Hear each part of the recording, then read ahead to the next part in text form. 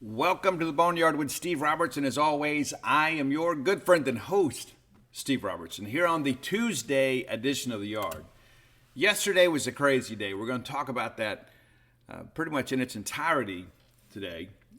Pretty crazy day involving the Mississippi State pitching coach search. And so the original plan, obviously, was to record a Monday show. I got word yesterday morning that we were zeroing in on a hire. And I be point blank here with you. Mike Silva from Nickel State was mentioned yesterday morning, and that was a guy that I had mentioned on Sunday in connection with the Memphis head coaching job. Yesterday morning, rumors began to make the rounds that he might be your next pitching coach. A little bit off the radar, kind of like the Kevin Barbay thing, right? I mean, so things happen. That's the thing. You work all day, you make a bunch of phone calls, one day chicken, the next day feathers. And so I was waiting until that was resolved of its own volition to record the show. And I wanted to tell you all about your new pitching coach and kind of what was expected, kind of the backstory as best we could. And then things didn't go as planned. And so I said, well, I'll record the show tomorrow night. Well, then the games kept getting pushed back, and I said, you know what, there's no point in recording the show tonight. Number one, I'm tired. I've been on the phone or the message board all day long. But I wanted to wait for those games to be final so we could talk a little bit about the College World Series field. Of course, our rooting interest involves the M over S. But so here you are, a Tuesday morning show, and I'm getting this done as early as I can, just so you guys can have it throughout the day. So a little bit of an apology and an explanation. I'm sure you understand. My intentions were to get you guys a show yesterday. But we'll be back tomorrow with a regular show. And the wife's coming back today for a few days. And if you're going to be in Nashville next week, so are we. I'm going to see my friends in Faster Pussycat play in Nashville. So looking forward to that. Always good to go to a show and good to reconnect with friends. And I tell you, it's been a good stretch, man, being around those guys. And so always, when they're in a reasonable driving distance, I try to go see them play. And it's always a good time. And live music is amazing, man. I love it. I mean, of course, some people are more talented than others. And we're going to have a top 10 today that Roy put together, and which is always helpful, right? Because I'll be honest with you, some days I sit here and I'll get all my notes together for the show, and putting together a top 10 list at times is a bit of a chore. But Roy put this one together today. So if you like it, give him all the praise. If you don't like it, give him all the blame. It's his list. So there you go. Let's thank our friends at Bulldog Burger Company. I love Bulldog Burger Company. I know what to expect when I go to Bulldog Burger Company. There is a consistency in the service, the food, the experience that I've grown to expect. I know what's going to happen when I go to Bulldog Burger Company. I'm going to get a quality meal, a spectacular meal. I'm going to get good service at a great price. I'm going to walk out of there feeling good about my day. I encourage you, no matter what kind of week you're having, you can have a little bit of a break from that, good, bad, or indifferent, and go have a good meal. Have a good restaurant quality hamburger. It's one of the fine delicacies we afford ourselves in life. Get the spring rolls as your appetizer. They'll make you and everybody around you better looking. We all need more of that. Some more than others. But that chocolate shake to go is always a nice little treat too. Not a lot of places offer that. Dessert to go. That should be a thing. We should normalize dessert to go. Because I'm the kind of guy after a big meal, I need a palate cleanser anyway. I like to bring that stuff home, and a little bit later, a couple hours, I'm thinking, sure wish I had something sweet. Well, there you have it. You get that Shipley's bread pudding or perhaps a chocolate shake, and maybe drink most of it on the way home, put the rest of it in the fridge, and polish it off before bed. It's nice. 3 great locations to serve you. University Drive here in Star Vegas, Gloucester Street there in Tupelo, Lake Harbor Drive in the Ridge and Flowwood area. So many great people doing a great job for you. And it doesn't matter your rooting interest, man. You can go in there and have a great time and a great meal, whether you have an adult beverage, a night out with friends, night out with family. It's a great destination for dining. Bulldog Burger Company, the place where people go to meet, M-E-A-T. All right. Let's talk about this Mississippi State pitching coach search. Okay, so one of the concerns that we had from the beginning, and I think this was a shared concern, is that, how many people are going to want to kind of hitch their wagon to this deal after two very disappointing years. And, you're looking for a turnaround next year. But, if you're one of these coaches that perhaps is, the trajectory of your career is headed in one direction, it's a bit of a gamble. I mean, let's just be honest about it. We love Mississippi State. We do. And, we're very hopeful that Chris Simonis and the staff turn this thing around. And there are some of us that have some confidence in that. There are a lot of other people that have a lot of skepticism about it. And I think both are probably warranted in how they feel. But there's not a lot of evidence at this point. You say, you know what, hey, things are going to be great next year. I think that's probably, maybe a little bit homerish to think that, to be quite honest with you. We got to, there's a lot that's got to happen. A lot. The good thing is you're getting some pitchers back. Stone Simmons will be back. Brooks Auger will be back. Nate Williams will be back. And, of course, Nate hadn't pitched in the SEC. He's got electric stuff, but he hadn't had the experience of pitching against SEC hitters. Bradley Lofton on the mend. That's a guy that was expected to be a potential first-round draft pick last year. Wanted to come to school. So you get him going. But there's a lot of moving parts to this thing, right? You got to get a pitching coach in that can get these guys to compete and help them maybe fine-tune some mechanics a little bit. But we also got to have a guy to help us go get some arms out of the portal. So without a doubt, the most important hire perhaps of Chris Simonis' career and certainly of his tenure here at Mississippi State. It gets the ability to turn around one more year to kind of right the ship. You got to get the right guy. And I've done my best to keep you guys apprised of what I've heard over at genespage.com. And a lot of times it's been, the process of eliminating candidates. I mean, there's a lot of names that get mentioned in conjunction with a job. You got to get on the phone. And fortunately, I've been doing this now since 1997. And I've, put together a pretty good, group of sources. That doesn't mean we bat 1,000. We certainly want to. But nobody's bringing you better coverage of this than we are over at genespage.com. And it is a chore, I'll be honest with you. And I'm sure that I'm bugging some people to death the longer this thing goes. I love a good coaching search because there's not always quality information out there. So we beat the bushes and see what we can find. And baseball, it's a little bit different. It's not like in football. Football, it's a lot easier to get information on the football side of things. It is. But on the baseball side of things, not as many people that cover the sport. Not as many people in close proximity to candidates or agents in that respect. You got to work a little bit harder. But this is a very significant hire, and we got to get it right. And the quick hire is not always the best hire, but it's one of those things too, like yesterday, you feel like things are going in the right direction, and then things change. That's not to say that we won't end up with a good ending here. We certainly could. We certainly hope so. But the Mike Silva thing, to give you a little backstory on him, this is a guy, obviously, that coach at Louisiana Tech, got the head coaching job at Nichols, and has been there 2 years as the head coach. Very first year he had a winning season, and this year they win the Southland Conference, and they win the Southland Conference tournament. Silva's named Coach of the Year in the conference, and they go to an NCAA regional. Obviously they're just kind of filling out the field, but what a great moment for the Colonels, right? So Silva is a name that a lot of people believe has the potential to develop into a Power 5 head coach. Even with this small sampling size, a lot of people say what he's done on the recruiting trail. I had somebody tell me yesterday, and of course you can hear what you want to if you talk to enough people. It said he was able to beat LSU on some kids on a recruiting trail.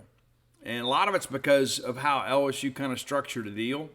And these are kids that were pieces, right? I mean, these are not guys that LSU's going full bore after and offering a 50 or 60% scholarship. But it was kind of an NIL package or whatever, to kind of get some guys to come. And Nichols made a bigger commitment financially with an actual scholarship offer. And they were able to get those kids.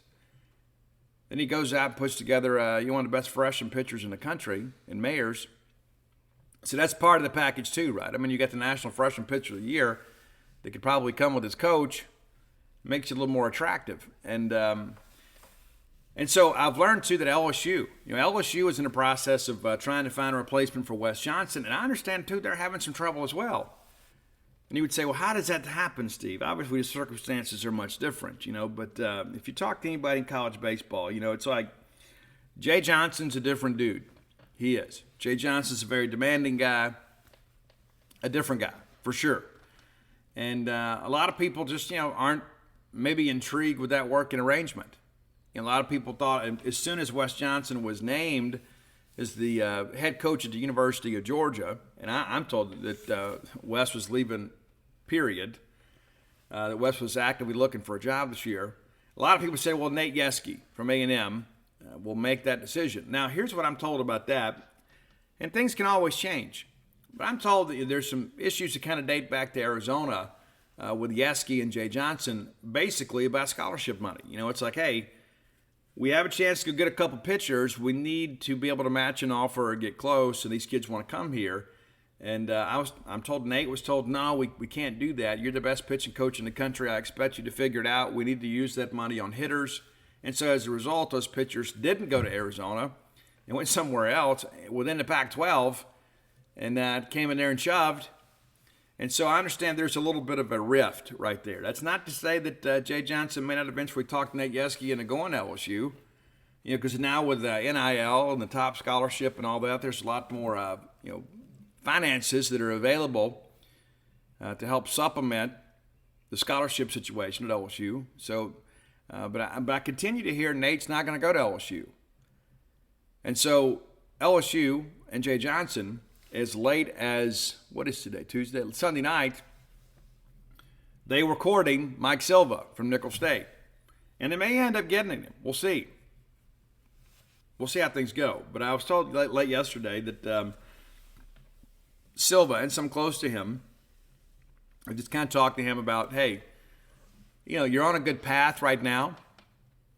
And maybe remaining a head coach is probably the way to go. Maybe you go take another upper level G5 job, and then in a few years, if you win there, you'll be in the mix to be a Power 5 head coach. Now, some could argue, of course, hey, like right now, the pitching coach job at Mississippi State pays significantly more than the head coaching job at Nicholls, right? But it's not always about money. Sometimes you got to look at the bigger picture. But the bottom line is Silva's not coming here, and doesn't appear to be going to LSU. And, of course, things can change. I mean, they can. But we feel confident at this point that he is not going to be a candidate moving forward for the Mississippi State coaching job. And so, word late yesterday, and we were able to report that over at genespage.com. A lot of people, too, and I guess I'm going to get on my soapbox a little bit, too, hear about this. Listen, I love everybody. I do, but some of y'all make my head hurt. It's true. And, give – a couple of our posters really were on it yesterday too about Silva, and that's embarrassing, to be honest with you. I mean, it's like when you work as hard as I do, and all of a sudden, somebody else has some information that you don't. You kind of get on the phone and kind of question yourself. Where did I go wrong here? How did I miss this? Right? But then all of a sudden, other people begin to take that information and kind of pass it off as their own, attributing it to sources. Hey, I'm hearing this. Well, to be honest with you, I don't think you're hearing anything. I think you're reading it. And so then when you go out there and falsely attribute this, that you're hearing this from a source, I guess one of your friends could read it and then they tell you and they are technically the source. But the reality of it is when I reported late yesterday that things were not going to work out between State and Mike Silva, it's funny, nobody came back then and outed their sources. It's things change. But I give credit to a couple guys on our message board. One in particular, he's the first one that had it. He did, and that happens sometimes. I mean, I know it's a big world out there, right? There are a lot of people that have connections through donorship or relationships or whatever, and you never know where the information is going to come from. I've had a great source on the Memphis coaching job throughout this last few days. They've been kind of able to share some information with me that's been very credible. And you never know where those things are going to materialize. But let's not get out here and, your sources are saying this. I mean, come on. It's incredible. It's as soon as message boards were created, everybody got sources. Then social media comes along, and then message boards themselves become sources. And then message board posters are then considered sources. But rather than just say, hey, I read this over on on the genespage.com message board, all of a sudden we've got to build up our internet credibility and say, hey, my sources are saying this. Yeah. All right. Good luck with that. It's incredible your sources failed you yesterday evening when things fell apart, but I digress. Because my sources failed me in the first place, not sharing the Mike Silva name with me as a candidate for our job. It happens to the best of us. But the reality of it is, no matter who knew what and when we knew it, Mike Silva's not going to be the pitching coach of Mississippi State. Wish him the best in whatever he does. And I had some people tell me in college baseball circles, they said, Steve, you'll love this guy. Really, really fired up guy. Really relates well. You can see why people are excited about him in the future, kind of moving forward. It's a potential Power 5 head coach. All right, so we start running the numbers here. And after that kind of goes away, you go back, start working sources again. Just when you think it's over, you're having to call and text all these people again. And I know it gets annoying. I know it does. I know. But the reality of it is back to square one in many respects. And so Rob Walton obviously was the guy that's been closely connected to this job since the very beginning. And the thing that I go back to, and we had some discussions about this yesterday over on the genespage.com message boards, it's never ever the first name. I mean, rarely ever is it the first name. And Walton was the first name.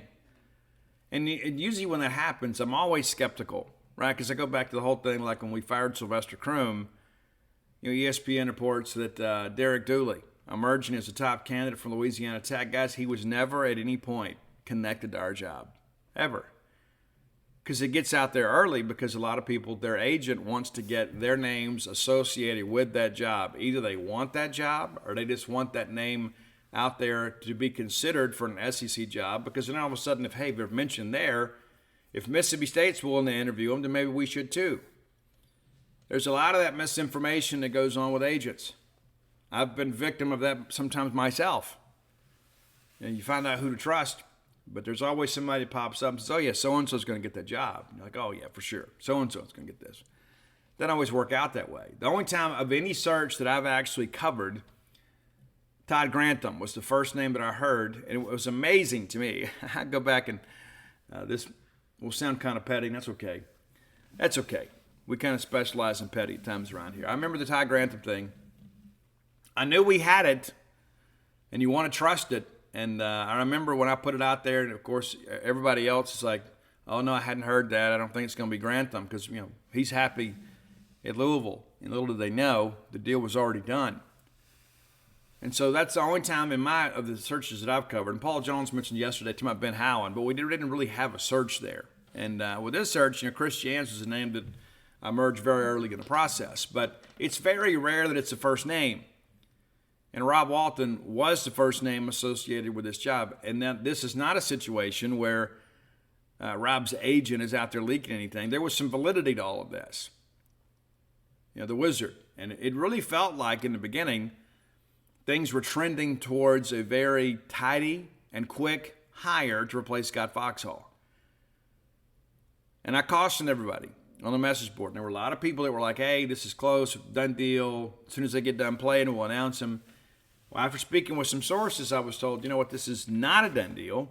Yes, he is a priority candidate, but it's not a done deal. And I went out and cautioned people, hey, it's not a done deal. Don't get too emotionally invested in this thing because we're still going to interview some other candidates. There are a lot of things that are going to happen between now and the time we hire a coach. And now Rob Walton, I no longer consider him a candidate for the job. He is connected with the Memphis job. I understand that he has spoken with the Memphis officials and haven't been able to confirm, but I was told he was supposed to have a formal interview with them on yesterday. That's not to say that the Memphis job is more prestigious than the Mississippi State pitching coach job, but this may be a situation where Rob at his age, he's not that much older than me, but maybe the last opportunity he has to be a head coach. He was once a head coach at Oral Roberts, and he's an Oklahoma State alum. And so it makes sense that, hey, I put in 10 years here at Oklahoma State, and I know the situation up there, I think under Holiday, is probably plateaued. And so everybody's probably looking to kind of make some changes. And, so they will. But we don't consider him a candidate for our job any longer, period. So then you think, okay, well, Steve, where do we go from here? Do we take a run at Nate Yeske? Well, hey, we'd be a fool not to talk to him, at least make him tell us no. But no, I don't expect him to come. I don't. And what I'm hearing as of late, there is a good chance, not final by any stretch, there's a good chance that Nate Yeski's actually going to stay at A&M, and that he was only looking to leave if the right opportunity came along. He's not looking to leave just to leave. But there are some guys out there that now that their seasons are over, are now more willing to talk to us. So I'm still optimistic we get a deal done this week. And if we don't, I think maybe it's time at that point you really start getting nervous. And of course, a lot of people are just ready for this thing to end. And a lot of it's because the portal is open, right? And we need to get to work getting some guys recruited. And of course, Cheesebro and Gotro and Lamonis have been on the road, and they've been up in Cape Cod, looking at players and recruiting players. And so it's not like we're just all sitting around twiddling our thumbs waiting to hire a pitching coach. But yeah, if you're going to go recruit a pitcher, you need to be able to tell them who's the guy that's going to be calling pitches and running practice and supervising bullpens. That's an important part of things, especially with pitchers. It's one thing if they're an outfielder or a hitter or whatever. I mean, if having the hitting coach is really not as important as having a pitching coach. It's not. Yeah, you want a guy that can fine-tune some hitting mechanics and things of that nature. But the game never really changes. But the deal with baseball, and especially on the pitching side, probably not a more intimate relationship in the entire sport than that between the pitching coach and the pitcher. So you got to be able to get that guy, for sure. Some other names that are out there, Justin Parker from South Carolina. That's a name that goes back a ways with Chris Lamonis. They have some connections going back to Indiana. And Justin Parker, and of course, had a very successful season at South Carolina. I don't know if he'd make the move or not, but I know that we've had some discussions with him. We kind of courted him a little bit, and their season is now over. South Carolina appears to have things rolling, but they're going to lose a lot of arms this year. It's going to be kind of a rebuild there with the staff. And I'd read some things yesterday in my research that they're not paying him a whole lot in South Carolina. Now, they may have to now. Mississippi State may be getting him a big raise to stay where he's at. We don't know. But that's a name probably to remember kind of moving forward, Justin Parker from South Carolina. A lot of other names out there. We're kind of doing our own due diligence to kind of find out what's true and what's not true. The name Wes Davis from Oral Roberts was mentioned very early in the search. I don't believe that he is a candidate for the job at this point. And really excited for Oral Roberts and those guys to have an opportunity to go play in Omaha. And so Wes has probably put himself in a situation to make a little more money, whether it be from Oral Roberts or another opportunity somewhere. But I've also learned and been told that there is at least one other pitching coach that is still in season right now. And you start running the numbers on this. Well, there's 8. Well, you can remove one of them, LSU. Because you're not going to go hire Wes Johnson, right? Because he got the head coaching job at Georgia. So it takes you down to 7. All right, if you're not talking to Wes Davis and Oral Roberts, it takes you down to 6. And then you begin to look through this and you begin to think, well, kind of who makes sense? Well, that's interesting. Well, Stanford, got a good pitching coach out there. David Esker does a great job at Stanford. They were really a consistent program, and I think in many respects the class of the Pac-12. But that's a West Coast guy out there, a California native, a guy that, doesn't have any recruiting ties to the Southeast. It doesn't make a lot of sense for us to go target the Stanford coach, right? So that brings you down again. Then you start thinking about Kirk Saarloos, who I think in many respects, I think Kirk might actually be the best pitching coach in the country. But he's also now the head coach at TCU. He replaced Jim Schlossnagle when Schloss left to go to A&M. But Kirk is a dude, man, and so incredibly well respected in college baseball. And he has a pitching coach there as well, Winkler. But Winkler may develop into a Power 5 pitching coach at some point on his own merit, and I'm not being critical of him, but he is kind of a protege of Kirk Saarloos. But the bottom line is that Kirk is the guy. He is. And that's not to say that Winkler won't be a good pitching coach for somebody at some point, but Kirk kind of runs the show. It's kind of the same thing at Florida. You got Kopp there at Florida, but let's all, Kevin O'Sullivan's the guy, right? I mean, I think we all know that, right? I mean, and it's a similar situation at Virginia, not quite as dramatic. O'Connor's the guy that runs that ship, and Dickinson there has been around, former pitching coach at Illinois. And that's not, I've heard that name connected with our search as well. But you start thinking, okay, when you get down, or you move those guys down, then you got only a handful to even talk about. And there's still Mascara out there. And I think Mascara is probably the hottest name among pitching coaches in the country. The question you ask yourself, is he willing to come hitch his wagon to this with all the uncertainty around the future of Mississippi State baseball? It's a situation. Am I willing to move my family out there, even if I have a 2-year guarantee, and knowing that I may have to make a move again next year? That's a real concern. And that's one of the things that we talked about the opening of the show when all this began with Scott Foxhall being terminated, is that who's a quality pitching coach that's willing to come? Do I think Corey Mascara would come here? If I'm being honest with myself, no. There's not a lot of reason for a guy like him to come here. He's the pitching coach of the number 1 team in the country, the number 1 team in the tournament, the number 1 team that's expected to win the College World Series. I don't know that I expect them to win it, to be quite honest with you. I think that as great as they can swing it, there's some real teams in their side of the bracket. But Mascara is a name that's on the rise. So yeah, maybe you are talking to him. I just don't know if you can pull him. I don't think you can. I just don't know if a guy whose star is on the meteoric rise that Corey Mascara is would come here under these circumstances. And I hate it because we're Mississippi State. That's the situation that we're in. So we'll see, kind of moving forward. But we're still doing our due diligence. We're still spending a lot of time on the phone. And as you notice, we didn't record a show yesterday, and I didn't write a single article yesterday because trying to answer your questions and trying to get my questions answered as we kind of move forward. But I do have optimism, that we're going to get this thing turned around, and I do think that we're going to ultimately get a very good pitching coach. I know some people have said, hey, let's go get Steve Smith from Auburn. I know Steve's trying to get a coaching job somewhere. I just don't think it's here. I know some other people are like, let's go get him. I just think, maybe having an older guy would be a good thing. I just don't think it's Steve. And I've spoke to 2 people closely affiliated with Steve Smith in the last 24 hours that say he has not had any conversation with Chris Lemonis since really the beginning of all this. When he first left Auburn, he kind of reached out to see if there would be perhaps some interest in him because it's an opening here, obviously. It makes sense that he would reach out and say, hey, listen, I'm interested in talking to you about your job if you're interested in me. But I understand that that's not really the case right now. The things could change, I guess. You start running through the numbers here and you start getting through some candidates and you start thinking, hey, if I could do worse than Steve Smith.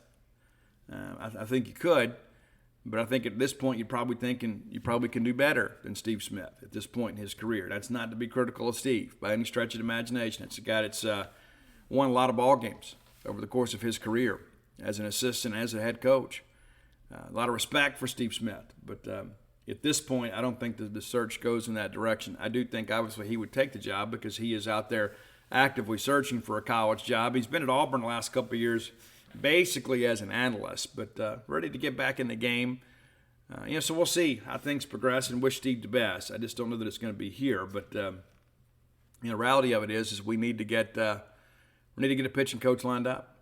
Does it ever get to Steve Smith? I guess it's possible, but I think I'd chase Justin Parker until he told me no, especially if I've got a relationship with Justin. It's not like, hey, we've not had a working relationship before.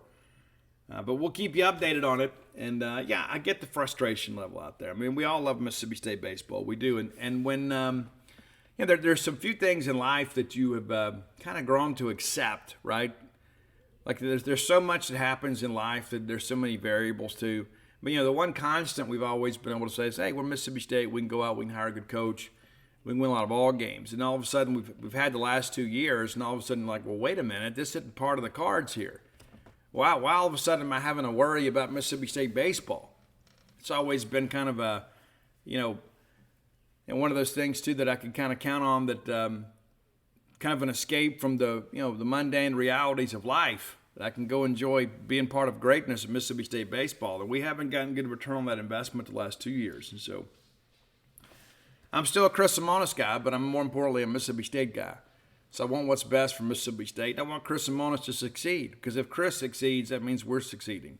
And there are some people that are so invested in narrative right now, I almost feel like they're pulling against us. But that'll change. Once people see some evidence and I just hope we have some. That's my honest prayer in all of this. Is I'm watching college baseball these days, and I think to myself, I just want I want to feel that again. The joy of going to Omaha. And I remember something Dave Murray told me back in 2018. We went to Omaha and scooped up some dirt with a Gatorade cup, and he looked at me with tears in his eyes, and he says, "You never know when it's your last time. You never know when it's your last time." And going to Omaha is so very special. If you've never done it, the next time the Bulldogs go, you got to make a point to go. There were so many people that went to Omaha for the first time in 2021. They were a part of that. Chance to watch us win a national championship. It's an incredible experience for all of us. We went in 18, you go in 19, and you go in 21, and you think, hey, this is going to last forever. It doesn't. And I think that's probably the lesson this week that I have learned, or maybe been reminded of, is I won't ever take that for granted. I thought maybe we had graduated beyond this point. And again, John Cohen had a couple of rough years and bounced back, but they weren't back-to-back. Ron Polk at times had some challenging years, only had the one losing season. But the reality of it is we've been here before, and we'll be back. We're Mississippi State. We'll be back. And there will come a time we're back in Omaha.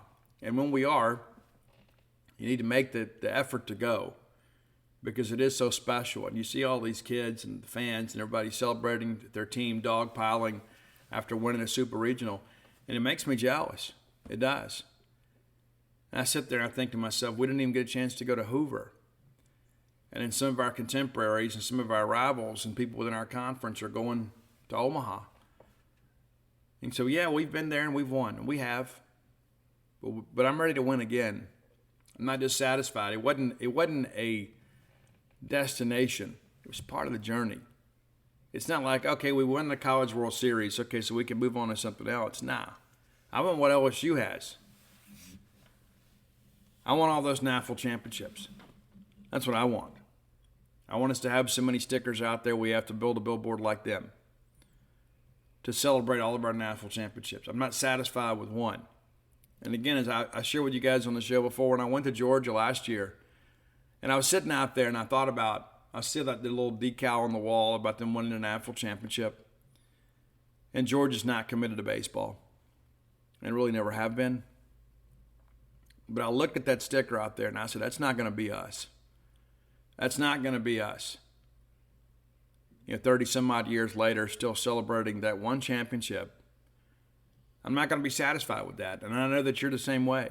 Now that we've had one, I want two. I want three. I want to pass away with multiple NAFL championships in college baseball at Mississippi State. I don't want to be Georgia. I don't want to be looking back and said, hey, remember when we got lucky? We had a really good team and the things just kind of fell our way and we won the NAFL championship. We didn't capitalize on it, but we won that one. So let's put a sticker out here and kind of declare ourselves worthy of being part of that club. I thought to myself, with the commitment that we've made as a fan base and as an institution to college baseball, that one NAFL championship is just not going to be enough. And so we got to take whatever steps that are necessary to ensure we get back to a NAFL championship caliber level. We got to get back to being a top 8 national seed. And the first step back, obviously, is us hiring the right pitching coach. But I share in the same frustration that you guys do. I'm never going to pretend that perhaps that my suffering is unique by any stretch of the imagination. I love Mississippi State baseball. I do. And I have people that's there to disclaimer, well, I know you love state baseball, but just shoot me straight, okay? I can take it. That's one thing that this week, everybody's like, hey, under normal circumstances, so-and-so would take that job and not even look back. And so, yeah, it's frustrating. It is. To think that Mississippi State baseball is unhealthy right now. And we got to get that fixed. So we'll keep you up to date as best we can. And you never know, as things are going, it may end up being some candidate out of left field. I'm completely open to that too. But we want to be able to provide you up-to-date and quality information over at genespage.com. So you can follow that. And we had three updates on Sunday and a couple yesterday. And so I feel like I've got a good feel on it right now. But I know that they're going to want to protect the integrity of the search, and we don't want to do anything to jeopardize the search too. We want to provide you with information, but not at the expense of the search.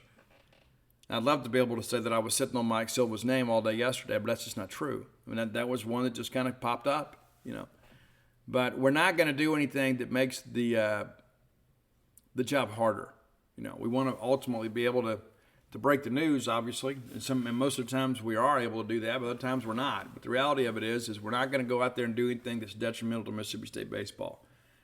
At the same time, we've got an obligation to our listeners and our subscribers to provide you guys with up-to-date information as best we can. And we will always strive to do that over at genespage.com. All right, time for today's Top 10 list. As always, brought to you by closewithblair.com. That's C-L-O-S-E with Blair, B-L-A-I-R.com. If you know Blair, you love Blair. To know Blair is to love Blair. What the old country songs say, the ones that like him, love him. Well, I like him. Do I love him? Yeah, I do. He's my buddy. But Blair is a guy, too, that can be your friend, too. And maybe it's in a short period of your time when you really need something. Maybe you're in the process of buying a home. Maybe you're looking to refinance. Maybe you're in foreclosure, right? Let's just be honest about that. Not everybody has had the easiest path. And maybe you need some help. You need a professional like Blair Chandler with over 20 years of experience in the mortgage loan origination industry. Works at Fairway Mortgage, a company that very reputable lender. This is not subprime lender, fly-by-night type company. You're dealing with a winner that represents a winning organization as all these emails come rolling in. Reach out to Blair at 601-500-2344. Again, 601-500-2344. And just let him know your situation. Back-to-back years in the top 1% close ratio in the country. Yeah, this is a guy that gets things done. And if you need to get things done, look no further than closewithblair.com. You can visit his website at C-L-O-S-E with Blair, B-L-A-I-R.com. The proud sponsor of the top 10 list. And this list, again, put together by Roy. And so if you don't like it, you can blame him.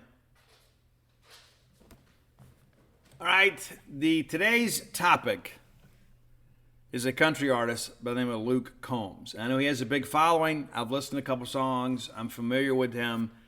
I could not pull this list off. I would do a disservice to this. But Roy has been after me for a while, and we've had a lot of requests for Luke Combs. So Roy put the list together, and I understand Roy's going to go see him play pretty soon. And he says his wife and his daughter are going to Boston to see Luke Combs with the Avett Brothers. And I think he's seen the Avett Brothers like 30 times or so. He's a fanatic. And Roy put together that list for us, too. I know that some of you jam band folks maybe aren't quite as familiar with them. They actually did a song with Chris Cornell that is fabulous. But Roy, a big Avett Brothers fan. And that's the thing, too. There's always that band out there that just kind of speaks to us, right? There's always that one or two that they are telling your story. And for Roy, that's the Avett Brothers. But we're doing the headliner, Luke Combs, today. So again, this is Roy's list. So offer your complaints, suggestions, dirty jokes, whatever, about this list to Roy. Number 10 on our list is a song called Five Leaf Clover off the Getting Old album. Number 9, Going, Gone from the Growing Up album. That's your number 9 track from Luke Combs. Better Together. That's number 8, according to Roy. Now, there is a song, this Beautiful Crazy song. This One's For You album. I've heard that song. It's cute, it's clever, it's sweet. Maybe you dig it, maybe you don't. It's okay. I'm not judging. One number away, also from that same This One's For You album. Growing Up and Getting Old, obviously off the Getting Old album. Again, I'm unfamiliar with these tracks, so I'd give you a little more backstory, whatever. It makes it a little more difficult for me when I'm doing somebody else's list. Because like a lot of times songs have special meaning to me. Because, that's the thing is that music is the greatest time machine ever invented, right? It bring you right back to where you were. There's sometimes, like I even remember smells. It's weird to think about, right? I remember sometimes going to my grandmother's house. Like I hear a certain song, and I remember she used to play it on a record player, and you walk in there, and I can remember the way her house smelled. You know, not bad, but you know what I'm saying. There's just unique smells that bring back very vivid memories. So I can't really talk about these because I don't have memories with these. But number 4 on the list, I think that's where we are. Number 4 is "Tomorrow Me" from the Growing Up album. She Got the Best of Me. I've heard that one. It's a great track. It really is. And we've all been there before too, right? And it doesn't matter perhaps, you know, what side of the fence you're on. At some point, we've all put our heart on the line and somebody's kind of gotten after us. But I do know that song, "She Got the Best of Me." That's a good track. It really is. Number 2 is "Love You Anyway," also from the Getting Old album. But number 1, according to Roy Samante, the keeper of the list, has dubbed "When It Rains, It Pours" as the number 1 Luke Combs song. So there you go. Maybe you've got a connection to Luke, and maybe let Roy know how he did. Those of you that are fans, and Roy Roy used to be a real rocker, and he is mellowed in his advanced age, and so now he's more of a maybe his hearing is bad. I don't know. But he's more of, this acoustic, kind of laid back type thing. And what's interesting, we were supposed to go see Queensryche and Judas Priest together. It turned out I couldn't go. I had all kind of stuff going on. I was committed to so many things. So something had to give, and that was it. I missed seeing Priest and Queensryche with Roy, and I'm still salty about it. So I know Roy has it within him. I know he does, and I think maybe being around me and having a connection with me, I think sometimes I bring out that 80s Roy, and then he goes back to Missy, and all of a sudden I get this, I get the Luke Combs Roy. Not to say that there's anything wrong with that. I know many of you like Luke Combs and don't like Judas Priest, and that's okay. That's all right. Well, I'm not going to say it's all right. I understand. It's not for everybody. But if you have an idea for the top 10 list, between me and Roy, we can put it together, right? And we can make it entertaining. But Roy sends me this list, and we get after it, right? We get it going. So if you have ideas, reach out, let us know. You can find me on all forms of social media at Scout Steve R and Roy at Dogmatic67. And our great list always available on Spotify at Dogmatic67, DAWGMATIC 67. Give Roy a follow. He won't be tweeting out pictures of his food or anything like that. And if you follow him on Spotify, then these great lists just kind of populate for you. So check it out. We appreciate all of your support of the top 10 list. And you never know. You hit us up. We might just use your list, and we'll give you credit for it if you want it. Happy to do it. Always happy to talk some music with you guys when we can. Next segment of the show is always brought to you by Campus Bookmart, a Starkvillian institution. I love Campus Bookmart, and you will too. It's a great place to do business. People that love Mississippi State, providing great Mississippi State merchandise and decorative items for your home. Go by and see their smiling faces. If you can't, you can visit them via the internet, courtesy of the genius of one Al Gore, at campusbookmart.net. And by being a loyal Boneyard listener, we'll give you a phrase that pays. That is BSR, which stands for Beautiful Steve Robertson. That'll get you free shipping on all orders over $75. Any order less than 75 bones, absolutely incomplete. Now, the Omaha 8 are set. Interesting. We'll pull all this up and talk about it here. Crazy weekend of baseball. And yesterday, crazy night as the final 2 spots are filled. The Stanford and Texas game. Listen, we've seen some brutal losses. That one last night for Texas against Stanford ranks up there very high near the top. I submit to you probably the Carson Shaddy pop-up deal with Arkansas against Oregon State might be the most brutal loss in the history of college baseball. I'm sure there's some other ones out there, as people point out. That was pretty rough.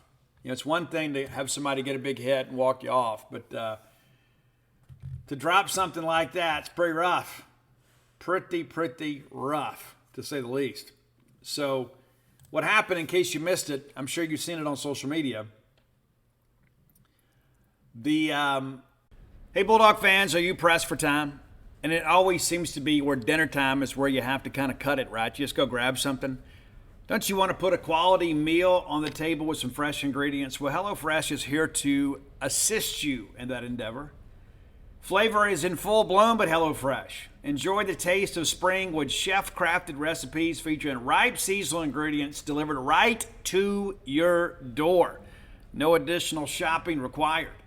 HelloFresh makes dinner time a snap with deliciously easy options that will please everyone at your table, from fit and wholesome to pescatarian to vegetarian. They have a meal plan that suits your lifestyle. Plus, you can swap out proteins and sides to your liking. Maybe you're going to be like me and Dan, and maybe you're going to be empty nesters soon. And it's difficult to cook a full meal for just a couple of people. Well, that's where HelloFresh comes in. The bottom line is this. We've tried so many of these meal kit services, and HelloFresh is clearly the best option for you. And the best thing about it is, by being a Boneyard listener, you kind of set yourself up, man. You set yourself up by being a listener, by using our promo code. Go to HelloFresh.com/Boneyard16. That's Boneyard and the number 16. Use that code, Boneyard16, for 16 free meals plus free shipping. What could be better than that? Stanford-Texas game was tied, I guess, 6-6 with 2 on and 2 out. And there is basically a routine fly ball hit to right field, and they lose it. Whether it be in the lights or in the twilight or in the twilight zone, it makes no difference. They lose it, don't see it. The ball drops, the winning run scores. Absolutely crazy turn of events there. Pretty remarkable in many respects. So Stanford, a team that we expected to win that Super, headed to Omaha. David Escar's guys do a great job. They do a great job. And they're back in Omaha. The thing about Stanford, too, is they do all the little stuff right. I mean, of course, they had your pitcher go 156 pitches the other night. That's interesting. All right, so let's take a look at the schedule. There are just 8 teams remaining playing college baseball right now on the Division I level. Oral Roberts. What a great story these guys have proven to be.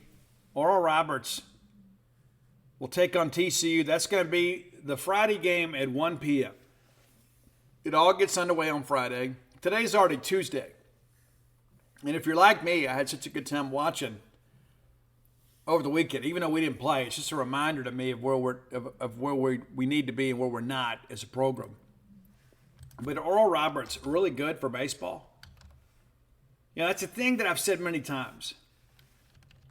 Unlike the college football playoff and unlike the NCAA tournament, anybody can win the college baseball NCAA tournament. There's always a Cinderella of sorts in basketball, but by and large, the blue bloods kind of run those sports. It's just not the same really in baseball. That's how Coastal Carolina and Fresno State and Ole Miss end up winning. Is you just never know what happens. Somebody gets hot. I mean, I'm not taking a shot at Ole Miss. They deserve to win. But they were the last team in the tournament and ended up winning a national championship. It's pretty nuts. But this Oral Roberts thing, are they capable of winning it? I don't know. But you know what? Who thought they'd get this far? But they have had a little bit of an easier path. But this is a team that's won a ton of games. 51-12 overall, 23-1 in their conference. Veteran team. You know, neutral field, they've been very good. They're 7-1 there. But you look at what they did in the Summit League. I mean, just absolutely destroyed people. The one loss in the Summit League came in Council Bluffs, Iowa, just across the bridge there from Omaha, 4-2 to North Dakota State University. Yeah, let that sink in for a second. You probably didn't expect that. That's their one conference loss. And then they sweep through the Summit League Baseball Championship Tournament out in Fargo, North Dakota. Those games were not competitive, 9-2, 15-2, 12-4. They get to the Oklahoma State Regional, and they upset Oklahoma State 6-4. They then beat Washington 15-12, 2 different kinds of games, and then beat Dallas Baptist 6-5. So they beat everybody in the regional. But none of those teams were expected to make Omaha. So it was kind of a peach of a regional. If there was going to be a Cinderella, this is the kind of regional. A lot of people thought Dallas Baptist would win that thing. They didn't. Oral Roberts and their veteran roster did. Then they go to Eugene, Oregon. And likely should have swept this thing. They win 2-1, but you remember they got walked off in game 1, 9-8, and then bounced back and walked off Oregon on Saturday, 8-7. So 2 one-run games, but pretty nuts. I mean, they jumped out to the big lead and lost the Friday game, up 8-0, and then lose 9-8. What a crazy moment. And all the people in Eugene, Oregon said, hey, we're going back for the first time since the 1950s. It's our year. We're a team of destiny.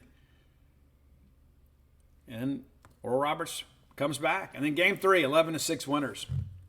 That happened on Sunday. So Oral Roberts gets in. They will take on TCU, who is one of the hottest teams in college baseball. TCU played absolutely outstanding. Kirk Saarloos waited for his turn. Kirk had opportunities to leave TCU. Jim Schlossnagle eventually leaves. And there was a lot of discussion that Kirk was kind of the coach in waiting in many respects. But Schloss is still young enough. He's going to coach several years. So Schloss leaves. Kirk stays. And then Schloss is able to pluck Nate Yeske out of Arizona to replace him. And Nate, one of the best pitching coaches in the country. But I submit to you, nobody will have a better pitching plan in Omaha than Kirk. Nobody. Now, they can execute it, we'll see. But the reality of it is they will be as prepared as anybody in the country to go pitch in Omaha. And that side of the bracket is a lot more favorable than the other side. And you look at this TCU team, it's just absolutely ridiculous, man, what they have done here as of late. When we previewed the regionals here on the show, we talked about how dicey that Arkansas regional was, with Arizona and TCU in there. I mean, how many regionals had 3 Power 5 teams? And TCU's gotten hot at the right time. They're 42-22 overall, 13-11 in their conference. They've won 11 games in a row. 11. And this has not just been, they didn't beat the Mississippi School of Math and Science or the Louisiana School of Arts and Crafts. So they take care of Arizona. They destroy Arkansas in back-to-back games. It's crazy to look at these numbers, man. Because TCU's kind of known more for pitching offensively. They go in that regional. And granted, Baum Stadium, especially to right field, is an offensive park. 44 runs scored by the Horned Frogs in that regional. Ridiculous, man. And you think, okay, well, they'll cool off. Well, they did a little bit, but they take care of Indiana State in back-to-back games. 4-1 and 6-4. Granted, they got to play that in Fort Worth. But you go back and look, man. These guys down the stretch absolutely have been phenomenal. Absolutely phenomenal. Let's back up here a little bit here. Okay, so since losing the series to Texas, who was eliminated last night, they take 2 out of 3 from Cal State Fullerton that made the tournament. They sweep Baylor. They take 2 out of 3 from Kansas State, a team that a lot of people thought should be in the field. And then they sweep through the Big 12 tournament. They win that. They sweep through the regional. They sweep through the super regional. They're probably thinking, hey, this really is our year. We don't need a manufactured thing. We're a great team. Playing their best baseball late. That's what you want, right? You want to be playing your best baseball at the end of the year. Now, TCU can't go in there and overlook these guys, and they won't. But it should be a good matchup. I like TCU to take it, though. I do. I think TCU will be in good shape here. Now, the second game, Virginia and Florida. Virginia, another one of those teams you look at and say, you know what, they're kind of a mainstay in college baseball. We played them in Omaha in 21, one of the greatest moments in Mississippi State baseball history when Tanner Allen hits a 3-run shot. I'm just hoping for a sac fly there. Let's get even. But instead, TA's like, nah, I got it, guys. The Virginia team had a little bit of a struggle with Duke, and that's the thing. We talk about these, super regionals and that sort of stuff, and so much emphasis on winning game 1. Right? Because if you win game 1, you only got to win 1 more, which means you only got to play 1 more. When you lose game 1, you got to play at least 2, which really taxes the arms. But Virginia, Great job this year. And again, in many respects, a lot of people maybe looked at them and didn't fully really value them. But down the stretch, they have played exceptionally well too. And that's the thing. There are no teams in Omaha that aren't red hot. So the ACC tournament there, Virginia 1-1. They beat Georgia Tech with the Mercy Rule game, and then they get shelled by North Carolina. So 1-1 in the tournament, and then you go to the Charlottesville Regional, and they should have hosted, and they did. They sweep through that by taking care of Army, and then they take 2 from East Carolina, allowed just 5 runs in 3 regional games. Well, they get beat by Duke 5-4 in game 1 of the Charlottesville Super, and then absolutely destroy them in the remaining games 14-4 and 12-2. So playing good baseball, and they're going to take on the University of Florida, who is my pick to win a national championship. I've thought about it, everybody's got to stay healthy. But the reality of it is, I think Florida is built for Omaha, and I think they have the pitching depth. Kind of gotten some bullpen issues resolved there. But they're a good program. And I like Florida to win this game. Florida is one of those teams, too, that kind of lied like a snake in the reeds this year. Everybody was talking about Tennessee, LSU, then South Carolina got hot. And it's like, okay, so Florida just kind of rolls on through this thing. They didn't dominate. I mean, had some weekends they'd like to have back. But that lineup is scary. Guys, they're 50-15. 50-15. 20-10 in the SEC. They've won 5 games in a row. But you put up 50 wins and you play in this conference, that's getting it done. Now, looking down the stretch for them, they lose 2 out of 3 to A&M, and you're thinking, oh, that's going to shake some things up. Well, they bounce back and they sweep Vanderbilt, another team that made the field and probably underachieved in the postseason. Vanderbilt was a really solid lineup. It'll be interesting to see what happens to them next year. So they sweep them, and then they go to Lexington and take 2 out of 3 from Kentucky, a team that also played in the Super Regionals. So quality competition the final 2 weekends, and then they go win 2 out of 3 in the SEC tournament. They lose, to Vanderbilt in the semis, but played pretty well. And of course, they walked off Alabama, pretty crazy ball game there.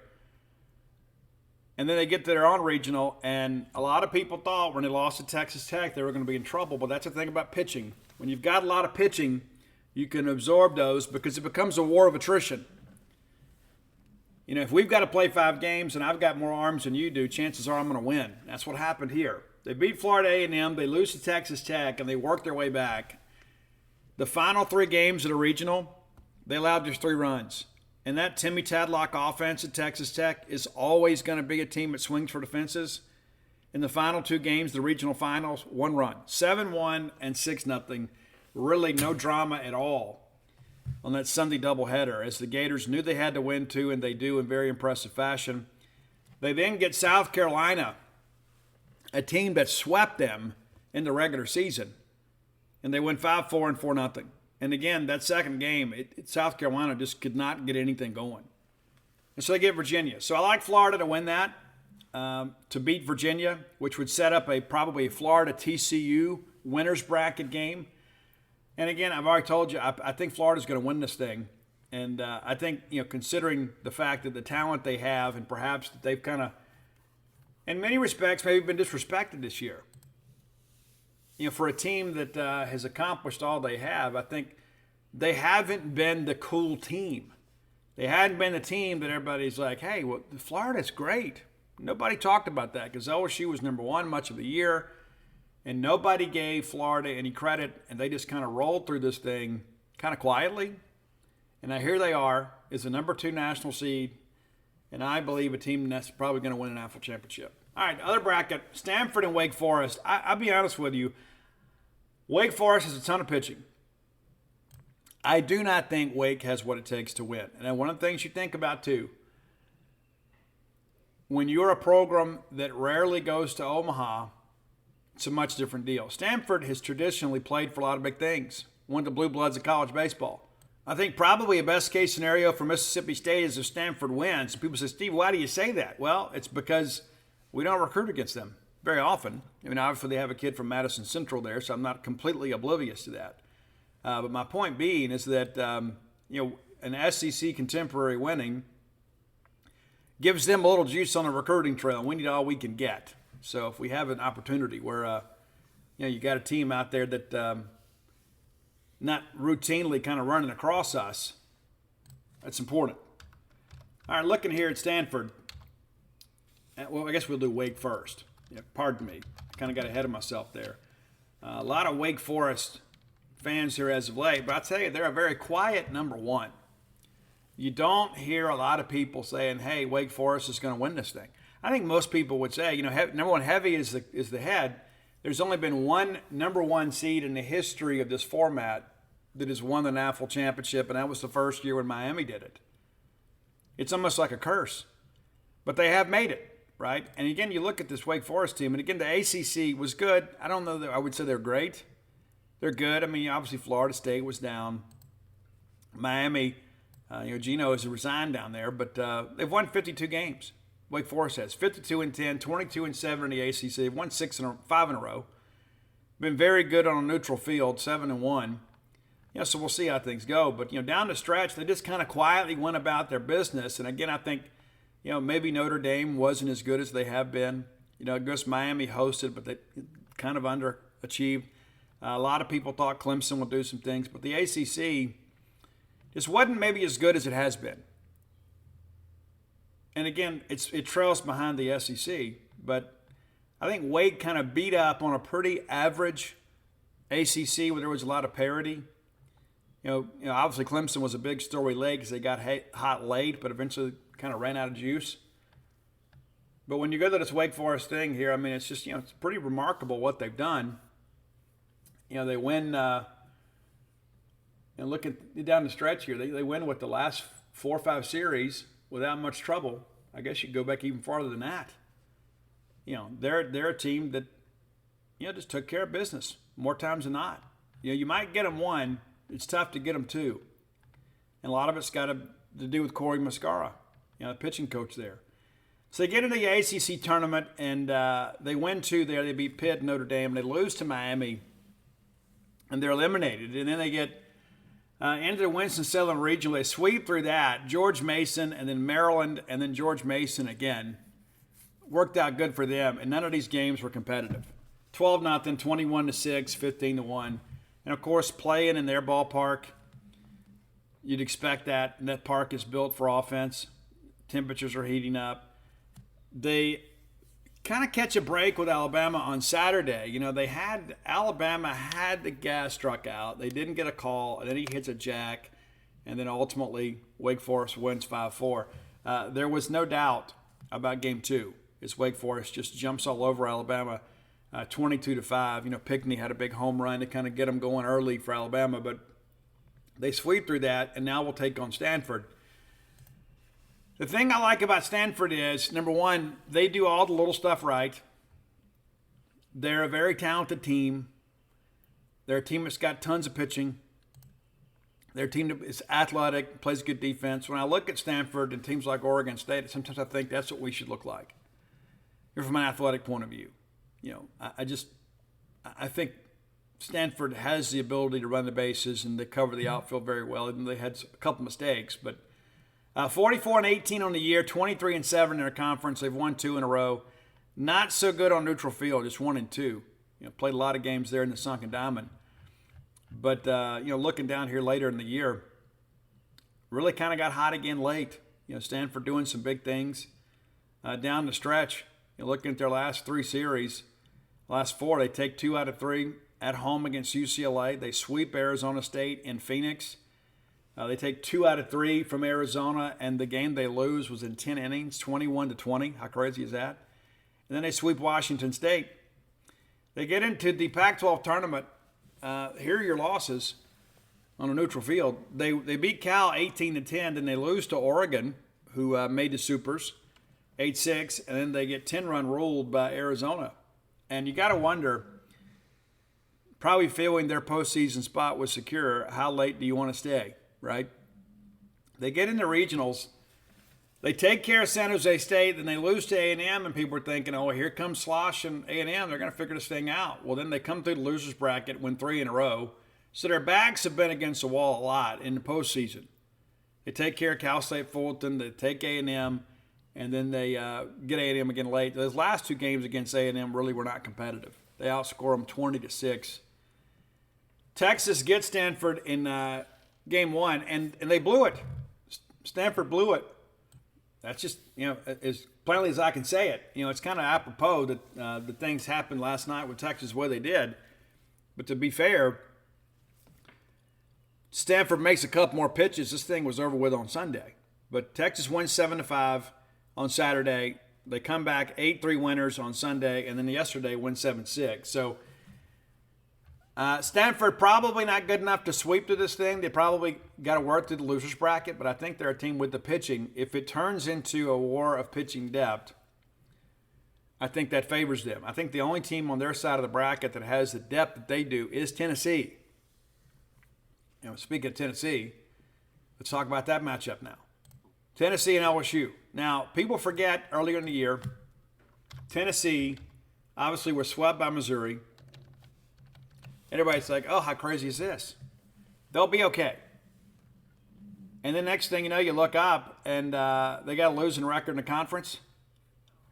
And it stayed that way for a long, long, long, long time. It really did. We go up there and we kind of ignited them, I guess. The way we pitch at times, that kind of makes sense.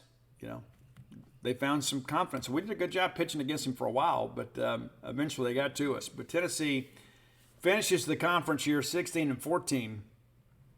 But you go back and remember that LSU series, what a big deal that was. A lot of people weren't exactly sure about LSU then. People wanted to be excited about LSU, but they weren't sure. This was one of those huge series. They set an attendance record down there, which is super cute. But LSU wins 5-2 and then 6-4, and then Tennessee rallies back and wins game 3, 14-7. But these games were good. But LSU did a great job keeping the Tennessee offense at bay. But it's not like LSU scored a bunch of runs against them either.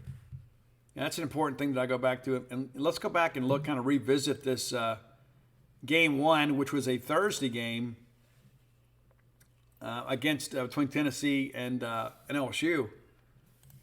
One of those games, too, that I think a lot of people just look at and say, you know what, this makes perfect sense.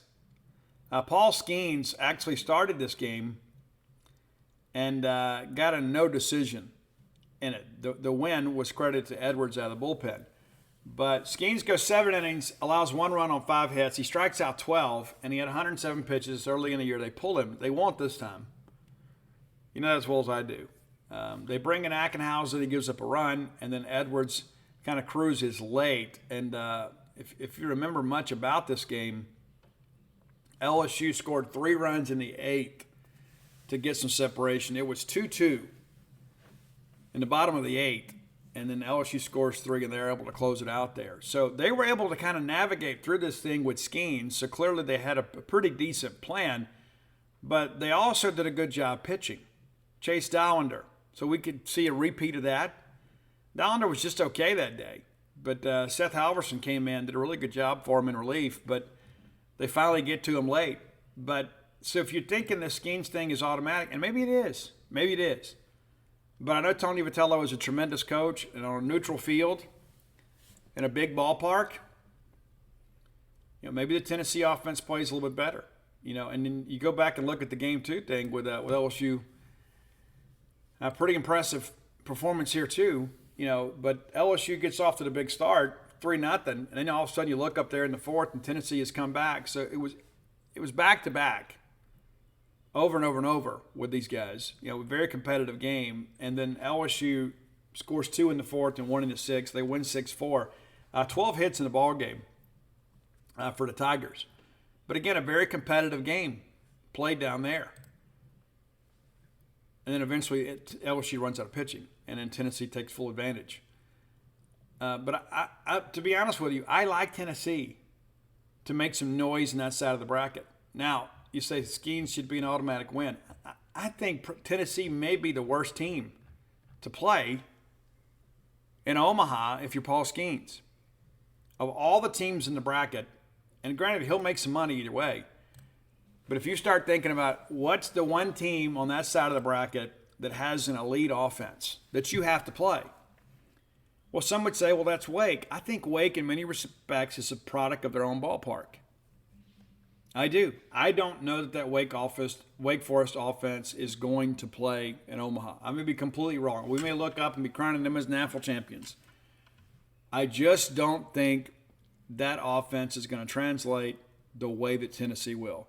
Stanford, not a team. I think their offense does translate well, but they're not a big scoring team. They do have some pitching depth. But I think you're going to have to get big hits. You're going to have to get extra base hits here. LSU and Tennessee have a ton of offense. How does LSU's offense translate? Now, Tommy White could hit it out anywhere. He could hit it out of Polo Grounds. It didn't make any difference. But there's some other guys at LSU that kind of get by on wall scrapers. I'm just calling it for what it is. Trey Morgan's not one of them. Trey Morgan's a guy that can hit tanks for sure. But I think LSU, in many respects, is too reliant on the long ball. And I don't know. People are like, oh, Steve, it's different. Yeah, the balls are wound tight. There will probably be some more home runs hit because that's what people tune in to see. But it's a bigger ballpark. And I think, line drive hitters, doubles hitters, traditionally have really good series up here. When you go back, look at the series Rowdy Jordan had when we were out there. Rowdy didn't hit tanks. People forget we only hit 5 home runs in 7 games. People act like we went out there and just mashed, and we didn't. We went out there and we worked line drives. Remember, Brad Cumbus had a pretty good series for us, too. Not elite. Obviously, he got an injury there, but, we don't beat Texas without Brad. So you got to go out there and you've got to be able to be line drive hitters. Because if you go out there looking to play home run derby, especially on a day where the winds sometimes reverse. You didn't like it was years ago the way that ballpark is, but the winds themselves, and it's going to be some weather up there, so we don't know how the ballpark is going to play. So what do you do when the wind is blowing in? Can you play baseball? Because if you show up in Omaha looking to play home run derby, you're going to be there 2 games and you're going to pack a bag and come home. Of course, when the wind's blowing out, it favors teams like that. But I think by and large, if I had to pick an offense that was capable of navigating through this thing, I'm going Tennessee. I am. And I think in the end, it probably ends up being Tennessee and Florida. Again, Stanford could surprise us because, all it takes is one big pitcher to turn this thing around. But I think should Tennessee or Stanford get into the loser's bracket, they have the depth to come back out. Wake may have the depth too. I just don't know, again, if that offense translates. The worst thing that ever happens to LSU is if they get in the loser's bracket. If they win and all of a sudden you start looking at your schedule and you've got an opportunity to throw Skeens again, well, then that certainly favors you. But if you get into a loser's bracket situation, I think LSU is in bad trouble. They can ill afford to get out of the winner's bracket. They've got to win those first 2 games to give themselves a real opportunity. And then, of course, other people will bleed out their depth. But if I had to call it today, I think Tennessee can win that side of the bracket. I do. And I think they're playing exceptionally well. Up and down, we'll see. I think also, too, getting so close last year and not making it has motivated this team. I think the pitching pieces are there. The bullpen is phenomenal. LSU's not. Wake Forest is a bullpen. It's been very, very good. We'll see. But I don't know that Wake Forest has seen offenses like they're going to see from Tennessee and LSU. So could we have an all-SEC final? I think so. I think it may boil down to Tennessee and Florida. Again, we'll have plenty of time to talk about that. But I'm eager for it to get going. I'm eager for us to get back, in case you hadn't noticed. I know you are too. All right, final segment of the show brought to you by our friends at Portico. If you're moving to Starkville or the Golden Triangle area, consider making Portico your home. Conveniently located near the Mississippi State campus, 1.1 miles away. Turn off of 82 on a 12, like going to campus. The very first right, Pat Station Road, the 4-way stop. There you are. Boom. Close enough for convenience, far enough away to have a little privacy. Tucked away neatly in a little neighborhood there. Phase 1's completely sold out. Phase 2's under development. Some of those homes still remain. If you're not in any hurry, you can pick out your housing plans. You can pick out a lot and have some say in how you want the home built. How cool is that? You can get a custom build. 2-bedroom, 2-bath homes where you start, 4-bedroom, 4-bath homes where you end. Anything in between they can help you with. So I think it's important to understand you got options. Give our friend Brooks Bryan a call at 601-416-8075. Again, that's 601-416-8075. And let Brooks know what you're thinking. And he can give you some direction. And he can tell you how to make Portico your next move. All right, let's talk a little recruiting. We'll be back on the camp field as we get ready to wrap up our camps this week. I believe, if memory serves me correct, we're Thursday, Friday, Saturday. So if you're interested in coming, you don't have to be invited. You can go to Hell State Camps, and you can sign up. It's $40, 9th grade and up. There's 2 dates available, the 15th and the 17th. Of course, that's Thursday and Saturday, I guess. Today's 2, I guess, whatever it is. It's Friday. Anyway, there's been some changes to the schedule, but nevertheless, you can go sign up, or you can just show up. Again, that's 9th grade and up. If you show up for the Little Dogs camp, they're not going to let you compete. You can't be underage. But all that said, come out for the camps. Now, there has been some recruiting news since we were together. Let's touch on that today as Mississippi State gained a new commitment yesterday. We're going to go through this real quick here. A guy with a really good offer sheet, too, on the offensive line. Pretty significant stuff, man. It's like you start looking at this class, you start to realize, okay, some things are kind of coming together here. So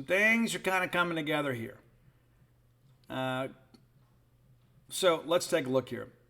Kyson Shepard, Paul Jones had interviewed him previously.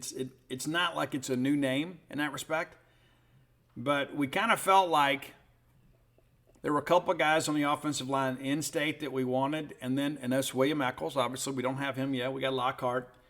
And then we would kind of go big game hunting a little bit. We kind of collected pretty big commitment in Shepard. So we were on him very, very early, and I give Mason Miller a lot of credit for identifying him early, and Mike Schmidt kind of picks up where it left off. But look at the offer sheet here: Florida, Tennessee, Texas, A&M, Ole Miss, Nebraska, Louisville, and many more. But this is a big-time guy here. This is a guy that can really get things done, and 6'5", 315 pounds. And you look at the offense that we want to run, you need some guys that have some girth. Obviously we had guys that had some length, but also, some guys that have some athleticism. And when you look at this, we're going to be running the football a little bit more. You need some maulers, and we believe we have some here. And Shepard, a guy too, really not rated extremely high by the recruiting services. He's just a mid-level 3-star guy, and that's okay too. That's absolutely fine. But when you're looking to put together an offensive line, you got to have raw materials. And this is the guy that does. Give me a developmental guy that's 6'5", 315 that can bend. I'll figure it out, right? Isn't that how it works? Every college football prospect is a developmental guy.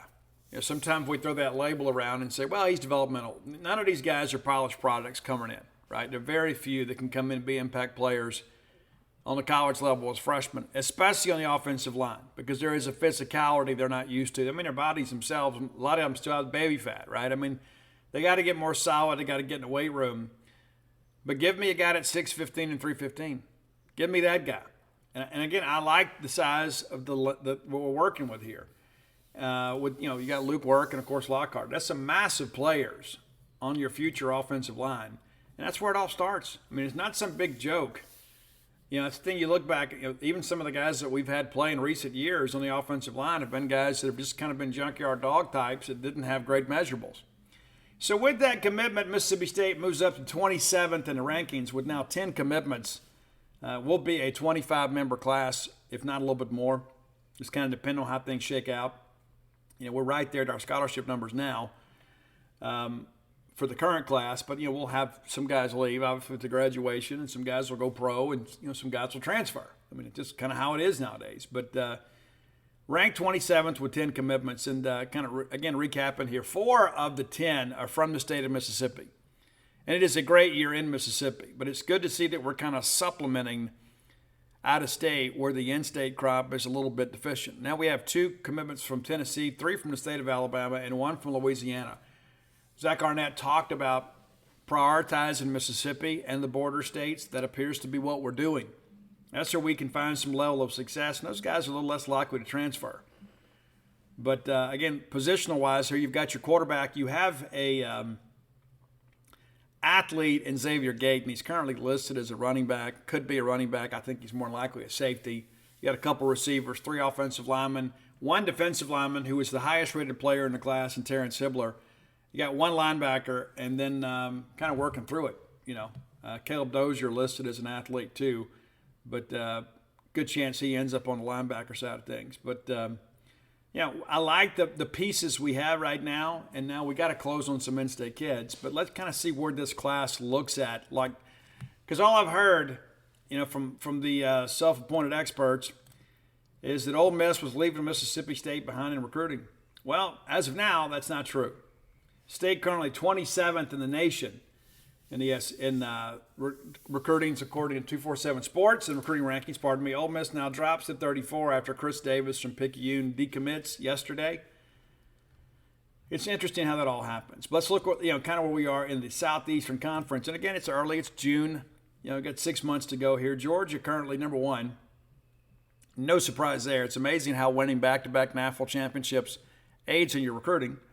LSU is 2. Tennessee is 3. South Carolina is 4. Look at Shane Beamer doing a good job out there. They're actually ahead of Alabama. Alabama is 5th in the SEC. Now, granted, Alabama's got 3 5-star players. Carolina has 8 4-stars. Alabama just 4. So this kind of percentage points ahead. But nevertheless, South Carolina's showing they can recruit with the nation's elite. Shane did a great job here recruiting as well. Arkansas is currently 6th. In the Southeastern Conference, Florida 7th, then your Bulldogs are 8th. And Arkansas with 10 commitments, Mississippi State with 10. The difference is the quality of their commitments and their rankings are a little bit higher. So they're ahead of us. They have 7 4-stars. We just have a couple. And there's plenty of room to work within our state. There's some 4-stars available, and we'll be picking up some of those very soon. So I expect State to make a run. You'd like to be in the top half of the conference, but if we can just be there in the middle of the pack, I think we'd be pretty content with that. Ole Miss currently 9th in the SEC. Just behind them is A&M at 10. Auburn at 11. Now, of course, we expect Auburn to close well, but it's a thing you think, you will go out and get Hugh Freeze to be the big recruiter. Their early returns just kind of okay. But they only have 5 commitments, so you'd expect that. They'll make a run. Vanderbilt 12th. Kentucky, 13th. Missouri, 14th. Missouri, just 2 commitments. So that's really more about quantity than quality, even though they're 2 guys that are only 3-star guys. So we'll see what happens there. It's difficult to know what everybody wants to do at this point. If you haven't identified guys right now within your regular recruiting footprint and haven't been able to convince them that now's the time to go, it might say a little bit about you and your philosophy. But again, Kentucky kind of lagging behind too. They'll make a run. Surely they will. But, looking again at some of our in-state prospects, guys that I think that we got a good chance to add between now and maybe the beginning of camp. Let's run through that real quick here. Let's kind of give you a preview. All right, so we know that we've got a big announcement coming up on the 18th. 4-star out of Alabama. Maybe you're familiar. We kind of leaked it out there. Somebody put it out there. I won't say who, but somebody put it out there. And they were all excited about it. And then the kid had a special date in mind that he wanted to do to honor a family member. And so we took it back. And so that's Tavares Banks out of Hillcrest. He is a 4-star and a pretty solid 4-star safety. We expect him to announce for Mississippi State just here in a few days. And that'll be a nice little boost to the recruiting rankings there too. Again, a kid out of Tuscaloosa, not too far away from our home base here. So we expect him to join the class, and that'll be a nice boost. But then when you start thinking about where the juice is going to come from, it's going to be within the state of Mississippi. And again, it is a really good class in Mississippi. It sincerely is, and we expected this. But there are some kids, too, that we don't have a shot with. And you say, oh, Steve, we should always have a shot. Well, we don't. There's always people working against you. I mean, the names change, but the story remains, right? Conan Daniels, we saw him recently. He was on campus this past weekend. He tells me he's pretty locked in with Florida. Not sure if he's going to take a visit to Mississippi State or anywhere else after his Florida visit. I suspect he will. But we'll see. I think you just got to be patient and keep punching here and hope things work out. Chris Davis, of course, just recently decommitted from Ole Miss. I'm hearing that he is going to head out of state. And at 5'9", 175, I think fit is a big part of things for him. But Chris can go. And we talked about Xavier Gayton, committed to Mississippi State. He's listed as a running back, but he's really more of an athlete and will like to be a DB. Now, J.J. Harrell, 4-star receiver out of North Panola. Feel fairly confident this is going to boil down to a State-Ole Miss battle. I like where State sits right now, but, being that close to Oxford, there's always the possibility of some local influence. We'll just leave it at that. San Frisco McGee, I think that's just a matter of time. 3-star receiver out of Macomb. Probably doesn't do a whole lot for you in the rankings, but he makes you a better football team. I really like his game. Jeremy Scott's a guy out of Callaway High School, committed to Ole Miss very early, still going through the process. I think State could get him if they really wanted to. I'm just not sure where we sit on that. We talked about T.J. Lockhart earlier, really nice offensive tackle prospect out of Winona. Braylon Burnside, talked about him extensively. I think he's going to be a Bulldog. I don't know when he announces. Before I was told it'd be National Signing Day. Then I was told it wasn't going to be National Signing Day. And now it's anybody's guess when it's going to be. Daniel Hill from Meridian, I fully expect him to go out of state. Nareel White, a guy that was on campus recently, currently committed to Arkansas. I think there is a real chance that either State or Ole Miss flip him. He's a 4-star receiver. And I know he's got a really good relationship with Chad Bumpus. P.J. Woodland, a 4-star corner out of Oak Grove, really like his game. I think that's just a matter of time. And hearing that he wants to make the drive back up to Starkville with family and make his commitment in person. William Ackles, that's again a State Ole Miss battle. And the truth of the matter is the fact that this thing is still lingering on. Give Ole Miss some credit for kind of muddying the water a little bit, because I was told even back in March that he was pretty close to committing to Mississippi State. So I think ultimately State's going to get him, but it's been a real battle for sure. State still chasing Tristan Jernigan, linebacker from A&M. He was at A&M last weekend when his team was here at a 7-on-7 tournament. And you pick up Fred Clark, you feel really good about that. Tyler Carter hadn't been rated yet. He's out of Vicksburg, Mississippi. Really like his game. Big, rangy defensive end, also plays some baseball. We got a spot for him. That'd be cool. Cameron Beavers, a 4-star defensive tackle, currently committed to Ole Miss. I don't think that's over by any stretch of the imagination. I know the Ole Miss people think it is. I'm here to tell you it's not. Not saying he doesn't sign with Ole Miss, but they're going to have to fight to keep him down the stretch. And then there's Alex Foster. Like him a lot. Quite honestly, I thought that Tyler Carter had the better camp. But I would take them both. And there's Caleb Moore, obviously, from Oak Grove. Aaron Travis is a guy that I think in the end State and Ole Miss both ultimately don't take. I think he ends up going out of state. Could be a G5 guy, could be a Southern Miss guy, could be Memphis, we'll see. I don't think he ends up in the class. But when, again, you start working through these receivers and you think Burnside and Harrell, adding Woodland, you start seeing some 4-stars join the crop. I think you feel really good about the class. Again, things are going – you guys feel a whole lot better about recruiting today than you did 2 weeks ago. And that's what everybody said is let's just get into camp. Let's just get into camp. And everybody's like, oh, my gosh, I'm ready for a commitment. And then the next thing you know, we get into camp, and here we are knocking on the door of the top 25 in the recruiting rankings nationally. And that's typically where we've been no matter who the coach is. We're usually in the top 30, right?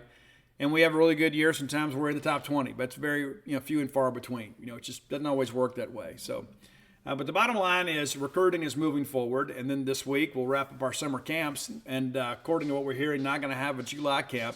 So we'll have the month of July basically off. And we'll be updating you guys as best we can, kind of keeping in contact with prospects and seeing what they're thinking, because there's a lot of guys out there leaning towards making a preseason decision. So we'll see how things go in that respect. All right, if you haven't done so, go to dogpilebook.com, and you can get most of my sports books there. You can get Dogpile, which every Bulldog fan should have a copy of Dogpile. If you hadn't got your Father's Day gifts, you're running out of time. In addition to that, you can get copies of Flim Flam and Alpha Dogs. If you want Starkville, you're going to have to either buy it online through a third-party site, or you can buy it through a local bookstore, provided they still have content. There's a couple bookstores in Starkville that still do. And then if you're looking for Bloomsville Leander for just a limited time now, you can still get it on Amazon.com, BarnesandNoble.com, BooksAMillion.com, but pretty soon that'll be going out of print, moving away from that. And then, of course, Stark Villains gear available at starkvillains.com. I'm about 5 chapters into the new book. Our hope is to have that out on the shelves in October or so. Certainly in time for holidays. It's been quite the experience, very positive and at times very negative. But I am very, very grateful to be able to share my story of recovery. And a lot of things I'm going to write about, not especially flattering, for sure. And I don't really have any reservation about that. I mean, it is who I was, and I'm no longer that person. So I'm going to share this with you. The name of the book is When the Bottom Falls. And again, we'll have it out for you soon. And pre-orders available soon. Now, I'm going to make sure everybody understands this. Pre-orders means when you order, you're going to get a book, right? Gives you the ability to go ahead and handle that. It doesn't mean you get it before it's in bookstores. We'll do our best. As soon as books are here, they'll hit the mail. But a lot of people think if they order that they're going to get it like months before it's in stores, and that's just not how it works. But we'll set it up for pre-orders, and you can make sure you get a book, and we'll get that signed and personalized for you if you request it. But not going to be a sports book, but I guess kind of a memoir in many respects. But When the Bottom Falls, coming out later this fall. That's it for today. We'll see you next time. Until then, let's all live our lives in a way we make more friends than enemies, and people can see a difference in the way we live.